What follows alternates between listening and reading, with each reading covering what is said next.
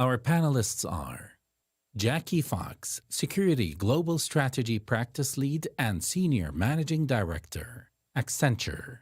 Dr. Ioannis Pavlosoglu, Vice Governor, National Cybersecurity Authority, Greece. Johan Gerber, Global Head of Security Solutions, MasterCard. Please be seated. Well, ladies and gentlemen, as we all know, the financial stakes of cyber threats have never been higher, with the average cost of a data breach reaching around $5 million just last year. So how can organizations reduce risk, build trust, and also protect their bottom line? Well, it's time now to find out, and I can think of no better panel lineup to tackle this subject. So thank you so much for joining us. Thank you. Right, I thought we'd do a bit of scene setting to start us off. So Ioannis, as the Vice Governor of National Cybersecurity Authority at the Ministry of Digital Policy for Greece, I was wondering whether you might be able to sort of tell us a little bit about the most common forms of cyber threats that you're seeing right now, and maybe you can also give us that regional, global perspective as well. Absolutely, Roland. And thank you for this wonderful invitation. Great to be here with you today. So Southeast Europe, where Greece is located, we have a number of emerging cyber threats. And these do not only relate to the context of the geopolitical landscape, but more importantly, relate to the evolution of a nation coming out of a little bit of an economic turmoil and moving into the digital at 100 miles an hour. Key threats really relate to and are affiliated with attackers trying to exploit situations where the workforce is moving to more digital domains. So that's a common first, one of three emerging threats that we see. And the counter to that is quite a simple one as well. The counter is making sure that we educate people in and around what a modern cyber threat looks like. Number two on the list, unfortunately, relates to the most common, the ransom type of attacks where people encrypt your data and then in the form of Bitcoin or otherwise request for payment. Ransom are also quite simple to counter because of the socio-economic norm that you have in the nation of Saudi Arabia, similar to the nation of Greece, that being of a tightly knit society, knowing how to react. Backups work really well there. And then finally, we have a number of emerging threats which relate to adopting new technologies. I've actually seen a number of publications in the space of AI and similar, whereby because Greece is that size, that 12 million, you can try out things and be more successful in terms of how you counter and innovate in the space of controls in, for example, artificial intelligence. So not to make the long story longer, those are the three main areas. We start with the workforce, we look a little bit at the technical domain of ransom, and then the innovation that comes out of emerging new ideas and controls that we need. So from a ministerial point of view, are you seeing this sort of on a global scale as well, in terms of a regional perspective? Well, can you give us an idea of that as well? Yes, absolutely. So if we zoom out from the 10,000-foot view that is Southeast Europe to the 100,000-foot view that you have on a global scale and just produce some metrics, you mentioned some of them. Roughly speaking, we're looking at cybersecurity being an industry of 250 billion annual as a total, if you like, spend. Similarly, on the inverse side of that stratospheric global view, you have cybercrime being valued at 10 trillion. Now, those numbers might be off, but they can't be off by 3 digits, right? So the 3 orders of magnitude just give us the perspective of why we need to adopt strategies like the ones that we have in Greece, where we're being nimble, we're being agile, and also we know what we're up against in terms of threats to be able to counter them. Johan, over to you. Wonderful to have you here with us today. I was wondering whether you might be able to tell us a little bit more about MasterCard's role within cybersecurity. What are you seeing right now in terms of the biggest threats? And I know that you also released a white paper just last month in terms of the road ahead and examining the threat landscape over the next 5 years. So maybe you could give us an update on that as well. Laura, first of all, thank you for having us and for the Global Cybersecurity Forum for hosting this event. It is so critical for us to get all of the thought leaders and the world leaders around the table to discuss these topics. I'm going to go also to the 100,000 feet level first.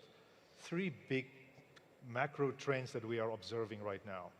In the world, there's the technology race that's currently going on. Who's going to control AI globally? And we see massive investments. We see this playing out in a geopolitical place. We see it out in private enterprises as well. Talent is being fought over for ridiculous prices. So you've got that piece of context that's sitting there. Then we have the rapid digitization of the planet, how we are just getting more and more connected every single day. And then lastly, which is the concerning part, is the weaponization of these technologies, things like AI, things like quantum in the future, with all the data that gets stolen through some of these cyber hacks. So these are, if you take these 3 trends, and this is the world in which we operate. So as we look at the next, let's say 5 or so years, we look at a world that will be always connected, that will be fueled by AI. But on the geopolitical side, what concerns us most is that it will be bilateral instead of multilateral, which is why conferences like this is so critically important. So if you think about that, what we're trying to do in this world is we're looking at how do we help further the growth of economies. A company like MasterCard really does well when economies does well and people spend and we can convert cash into digital payments. Everybody benefits from these major trends, which is why we are investing. We've, over the last, I would say, 8 or so years, I've invested more than $10.7 billion into cybersecurity alone.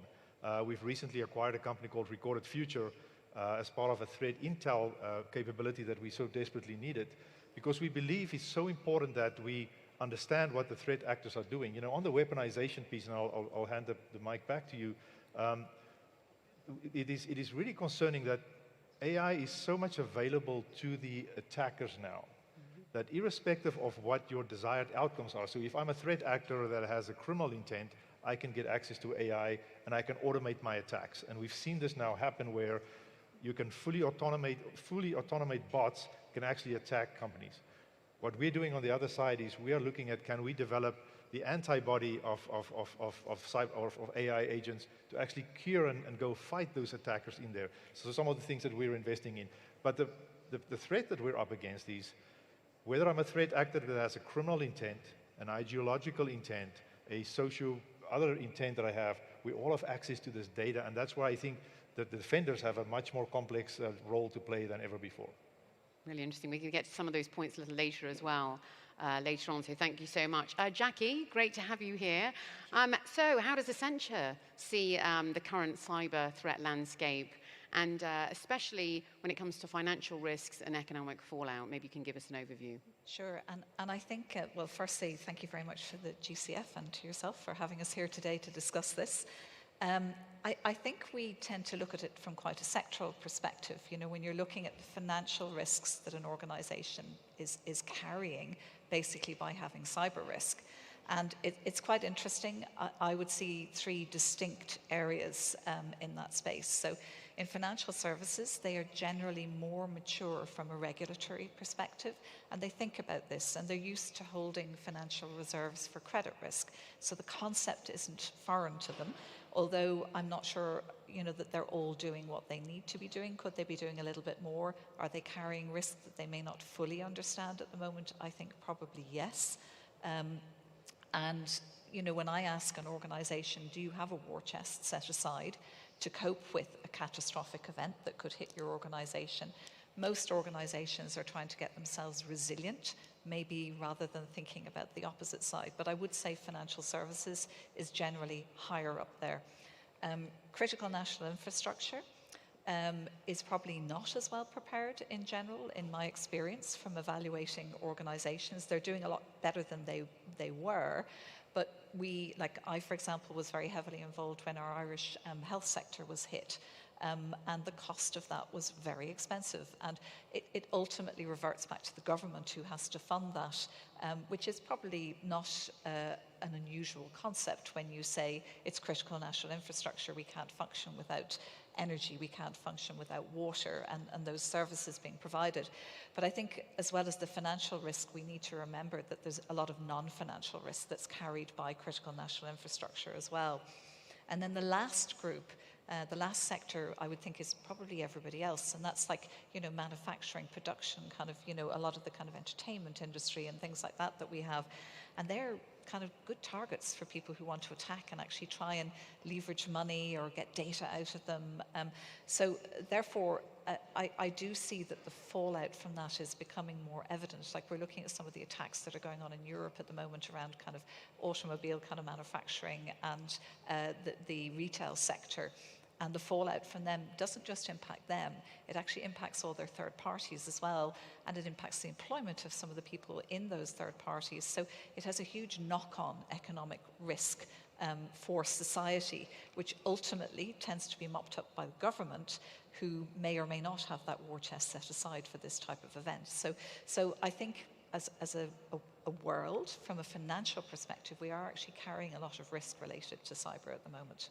Yeah, because as you mentioned, we've got this whole issue around supply chain at the end of the day as well. Yes. So, you're only as strong or as weak as your supply chain, right? Absolutely. And while regulation is getting quite strong globally, for financial services and critical national infrastructure, and it does spread out to their third parties, but their third parties have a journey to travel, and it takes a lot of money to become cyber resilient against the type of risks that people are facing. So sometimes we don't have the finances in the third party sector.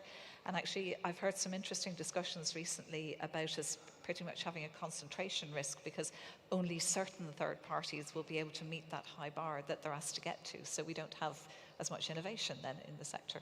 So that leads me on really nicely in terms of, budgeting and budgets and, strengthening stronger collaboration when it comes to the public private sector partnerships. And that leads me on back to Johan for a moment in terms of SMEs. How do you think we can strengthen policy, regulation, national strategies to really help everyone, essentially? Yeah, Laura, I think this is a fundamental question. In the wake of AI and the ability for attackers to automate attacks, my biggest concern is our small business community out there. The fact is that they employ about 90% of our workforce globally. They are responsible for about 50% of our GDP globally. So it's a very material force to be reckoned with when we look at economic certainty, at stability of our economies. And if this is under attack, there are dire consequences. So I think this is something that has to be raised up in terms of the level of priority of conversations that we need to do. And I see the public and private partnerships as key to do this. The technology is available now for us to make a much bigger impact. And I think if you just think about the backbone of the internet, it has the ability to deploy technology to anybody who uses it, including small businesses. Great technology that's out there in terms of enabling AI to help defend these small businesses, even if they don't touch anything. We can literally turn this on for them to help them protect it. The other thing is that AI is actually reducing the cost of defense, which is a wonderful thing. So I think if we can get this in a good harmony in how the private and the public interface can work well, I actually think we can bring this to the forefront. We have done so many efforts collectively we work with NGOs. There are many pillars here. We need to educate, which is critically important, to raise awareness. We need to enable them with tools. For instance, we have a big alignment with the Global Cyber Alliance, where we provide them with free toolkits, free training. But even then, it's some of our small business owners, they almost like, if you say cyber, they will stick their heads in the sand and say, I'm too small, they're not going to get me. The problem is, with AI, there is no place to hide in the connected world. And so I think this is where I think there's a fundamental shift that can happen when you bring technology players and governments, so in the public-private interface, together to actually move the needle materially for them. Yanis, what's your take on all of this, especially from an economic standpoint? Yes. What is the call for action for government, do you think? And how do we share those best practices as well at the same time? We're fortunate enough in Greece to be part of the European ecosystem that has a number of call to actions through regulations, through legislation.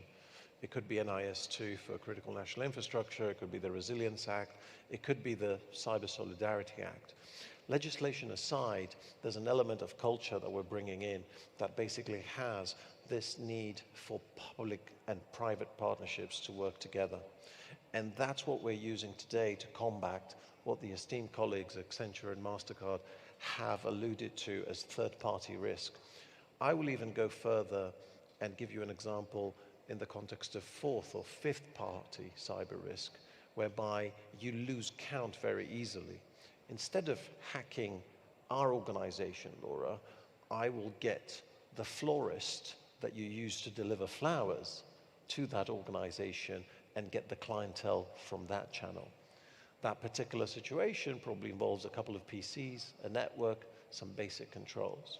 It's an example that we definitely joked about with Johan in the past, and one whereby if you don't have that public-private partnership and are looking out for, if you like, the black swans, the events that are very unlikely to happen but are going to cost you dearly, then you end up having an exposure that's really not catered for.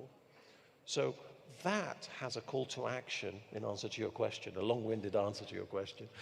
That has a very simple call to action, which is look at the black swan events that are likely to affect the public-private partnerships. It's not good enough to simply say that I have all my data in the cloud and therefore the third-party risk has been transferred. It's not good enough in 2025 to be saying that, oh, we have everything in a situation whereby we've done third-party risk assessments, because otherwise we wouldn't be reflecting what Jackie mentioned, that interconnectedness of the world, whereby you need to map out your network and just pull out the tweaks that you need to do. Finally, in the smaller world of the ecosystem that is the 12 million of Greece, I have the flexibility to do things that were very hard to implement in London. So going back to that agility point, I think it's very important for us to be able to communicate clearly among the public and the private sector. Is it a requirement? Is it a necessity? Is it something that's going to be enshrined in law, regulation, or otherwise being put forward? Or is it something that is optional? And I think that's where we need to do more. And we have a lot on our plate to learn from the communication world there. Well, I wanted to sort of bring it closer to home and focus on businesses and different entities a little bit more. Because we often talk about cyber risk as a standalone issue, but it's very much a part, as we know, of a company's sort of bigger financial and operational picture. So what sort of strategies do you think can help businesses bring cyber risk into the same level of conversation, do you think, Jackie? Well, I think it's really important that the discussion about cyber risk is had in the right room. We often see cyber risk being discussed among a group of technical people who are thinking, which new fancy tool will I put in to reduce my risk? Whereas actually the conversation really is about, well, how much risk are we prepared to carry? And have we put a financial value on what that might mean for us if that risk realized? And are we okay with that? And that conversation, I think, needs to be a more frequent conversation. It's really important that cyber risk is embedded into the whole enterprise's risk management framework, that it isn't isolated, and that the conversation happens between people who understand technology, who understand the business, who understand risk, and who have brought all of that together to work out what they actually think they need to do and what risks they're prepared to carry. So I think for me, it's not a solo sport. It's something that people need to do as a team, and they need to really listen to each other and learn how to listen to each other's language as well, because the language of risk is very different than the language of cybersecurity.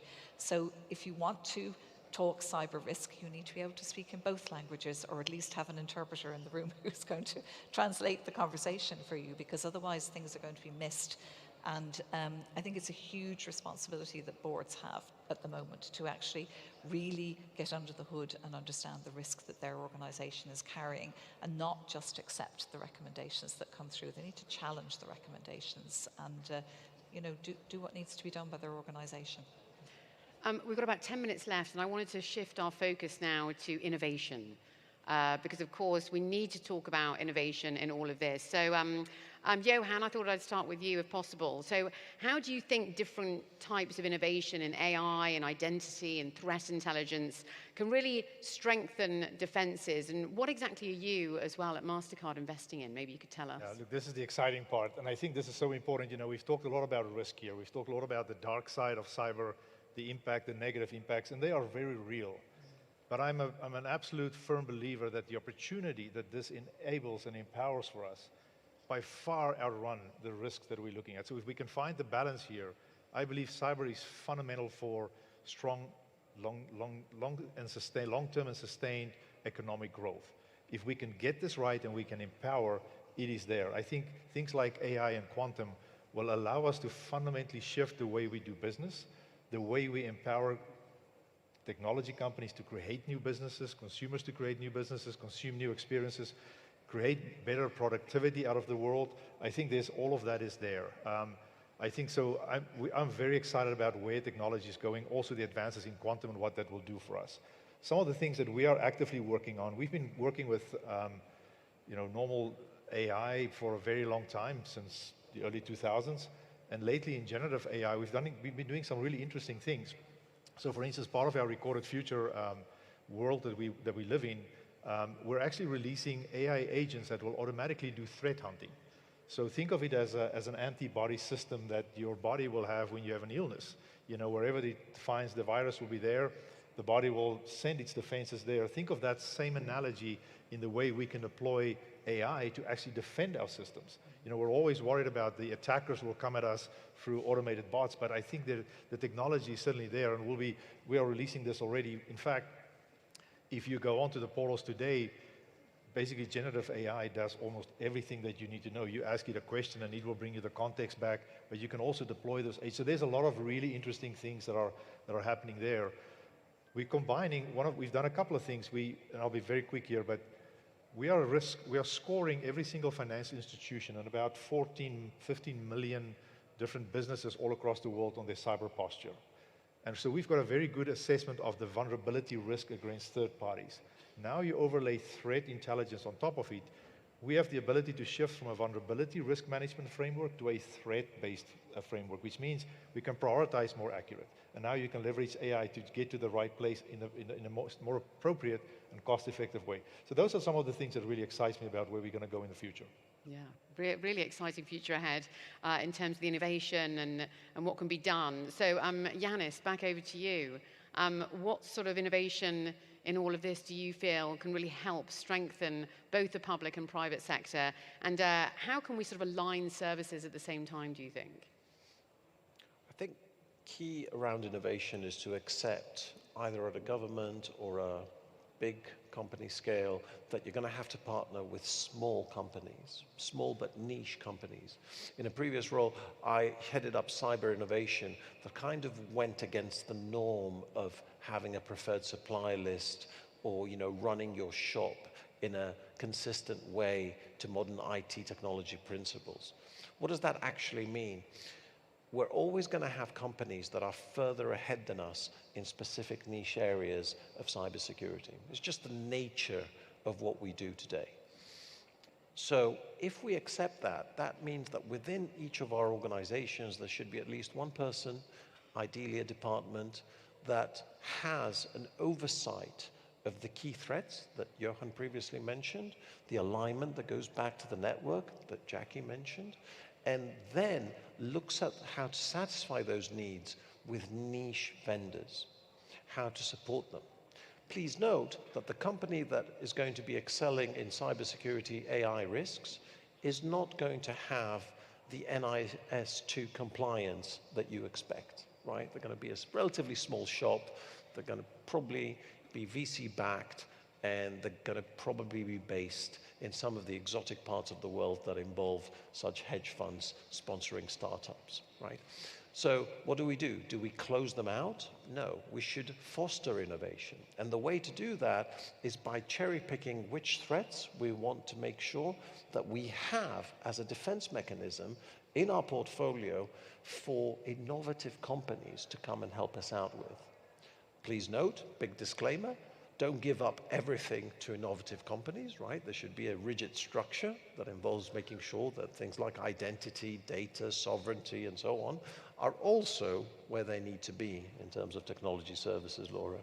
But for the areas where we see threats and we're struggling, either financially, complex-wise, or through the need of just seeing what it is that we're faced up against, don't be afraid to partner with smaller players that have that cyber innovation.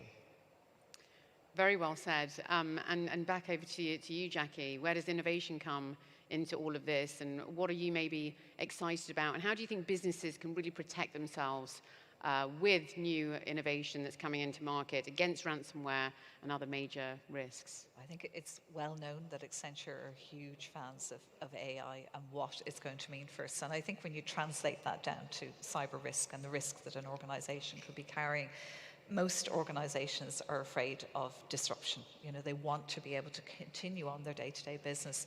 And as Yanis and Johan said, a lot of that is around marrying up the threat intelligence and the data that's available to people to what exactly your company is doing and the type of infrastructure that you are utilizing, and putting those pieces of information together and looking to see whether there's somebody in your environment, whether there's somebody trying to get into your environment.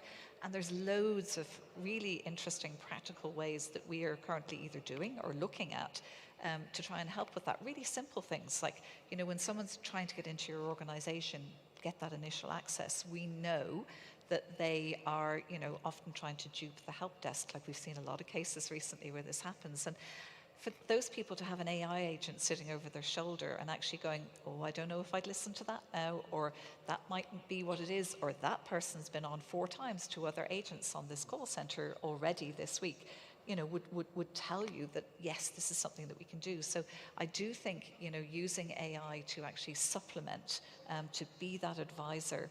And we're also doing things like getting our best security people, like who are operating security operations centers. And we are training agents on the decisions that we can see that they are making and doing more than just automating it. We're using AI to actually supplement what people are doing and make suggestions and second guess it. So I'm really excited about what this is going to mean for how we stop people breaking in, how we spot them when they're in there.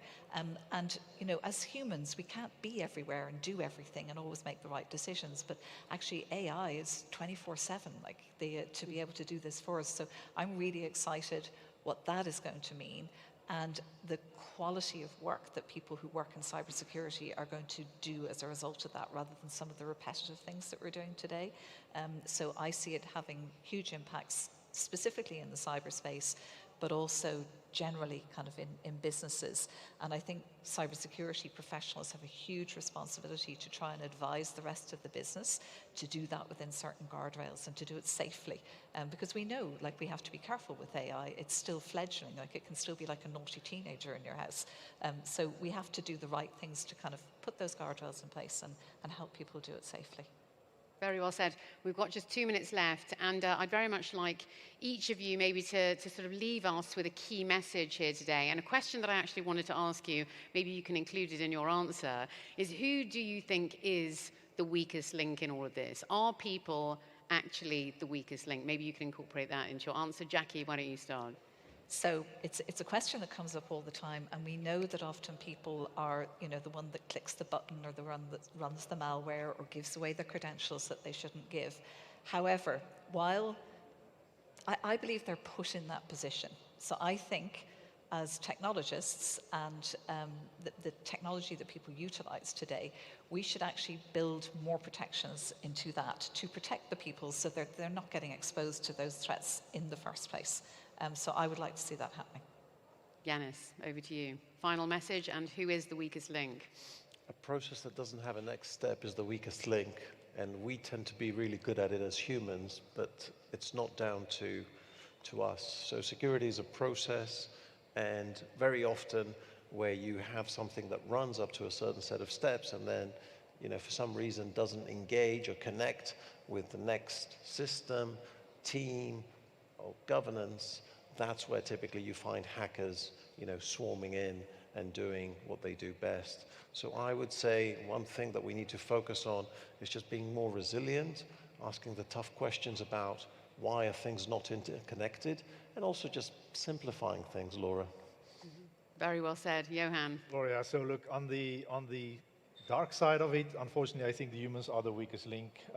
Most cyber attacks still come through human error, people clicking on links, social engineering. That's unfortunately what the numbers are telling us. Scams, the same thing. However, when it comes to the world of AI, humans have a massive role to play. And I'll give you an example. Back in 1983, a Russian soldier with the name of Stanislav Petrov was manning the nuclear button in Russia. And the data on the screen indicated that Russia was under nuclear attack from the United States. And his job was to press that button. And he didn't. He's probably the person that's responsible that most of us are still sitting here today, if not all of us. But he didn't trust the data. In the context of what he was looking at around the world, it didn't make sense to him, and he decided not to do it. That ability for a human reasoning beyond where the data is, I think is a big advantage for us. And when you put that together with AI, it just magnifies the opportunity ahead of us. And there's that element of gut instinct that we shouldn't ignore at the end of the day, Exactly right? It's been such a pleasure speaking with you all. We cannot thank you enough. Thank you for such brilliant insights, those updates as well. And thank you so much. Ladies and gentlemen, let's hear it for our panel. Thank you.